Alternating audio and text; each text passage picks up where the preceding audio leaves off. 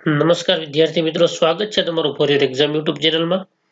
આજે આપણે ડિસેમ્બર મહિનાની જે એકમ કસોટી છે તેમાં ધોરણ 5ના ગણિત વિષયના પેપરનું આપણે સોલ્યુશન મેળવવાના છીએ। તો ચાલો જોઈએ।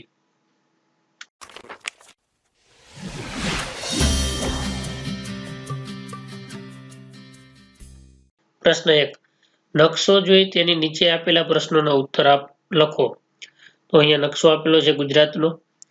પ્રથમ પ્રશ્ન છે, અમદાવાદથી નર્મદા જતા કયા કયા જિલ્લામાંથી પસાર થવું પડે? તો આપણે અમદાવાદમાંથી નર્મદા જવું હોય, અમદાવાદ છે, અહીંયા નર્મદા છે, તો એના માટે ખેડા, આણંદ અને વડોદરા જિલ્લામાંથી પસાર થવું પડે। કચ્છથી અરવલ્લી જિલ્લો કઈ દિશામાં આવેલો છે? અહીંયા કચ્છ છે, અહીંયા અરવલ્લી છે, દિશા અહીં લખેલી જ છે, તો પૂર્વ દિશામાં આવેલો છે।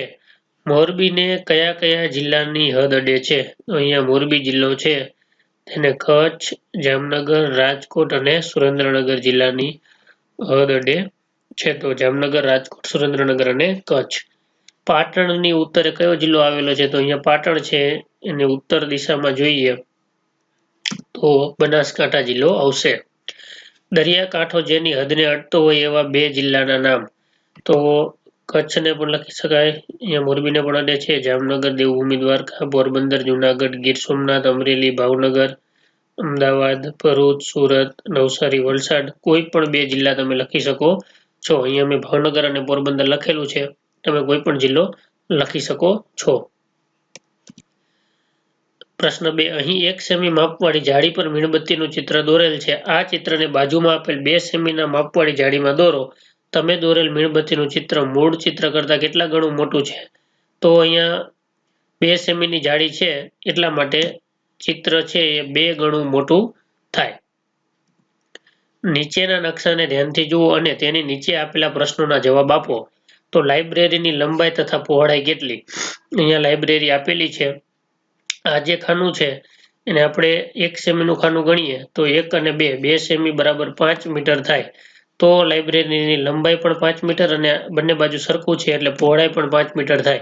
પણ જો આ જ ખાનાને આપણે આને એકને જ 2 સેમીનું લઈ અને આને 2 સેમીનું લઈ તો 5 ને 5 10 મીટર અને પહોળાઈ પણ 10 મીટર એવી રીતે થશે। પણ અત્યારે આપણે 1 સેમી છે એવું વિચારી અને આ 2 સેમી ગણી અને 5 મીટર જવાબ લખીએ છીએ।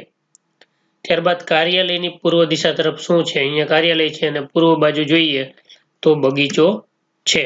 બગીચાની પહોળાઈ કેટલી છે?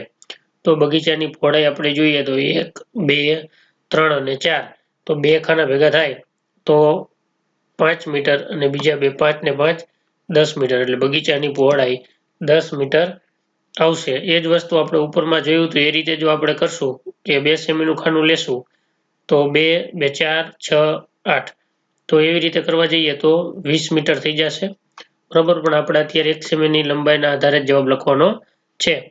ધોરણ 7ના વર્ગખંડ, ધોરણ 7નો વર્ગખંડ છે એની સામે કયો છે? તો કે ધોરણ 4। સભા મેદાન અને રમતના મેદાનમાંથી કોનું ક્ષેત્રફળ વધુ છે? તો સભા મેદાન અને રમતનું મેદાન એ બંનેમાં રમતનું મેદાન મોટું છે। આગળ જોઈએ, નીચે આપેલા આકારો ધ્યાનથી જુઓ અને જે આકારોને વાળવાથી સમઘન બનતો હોય તેને નીચે હા તથા સમઘન ના બનતો હોય તેને નીચે ના લખો। તો અહીંયા પહેલું છે તેમાંથી નથી બનતો, બીજા, ત્રીજા અને ચોથામાંથી બને છે તો હા, અને પાંચમામાંથી નથી બનતો તો ના। પ્રશ્ન 5, સમઘનનું વાસ્તવિક ચિત્ર બનાવો। તો આવી રીતનું તમે સમઘનનું વાસ્તવિક ચિત્ર બનાવી શકો છો અને નીચે આપેલા ખોખાનું વાસ્તવિક ચિત્ર બનાવો। તો આ જે ખોખું છે આને પણ આવી રીતે તમારે લાઇનિંગ જે છે એવી રીતે દોરવાનું છે, એ તમારે જાતે કરવાનું રહેશે। તો વિદ્યાર્થી મિત્રો, ધોરણ 5નો જે વિડીયો છે ગણિતનો તે પૂરો થાય છે। જો મિત્રો આપને આ વિડીયો ગમ્યો હોય તો વિડીયોને લાઇક કરજો અને તમારા અન્ય વિદ્યાર્થી મિત્રો સુધી પણ આ વિડીયોને શેર કરજો। આભાર મિત્રો।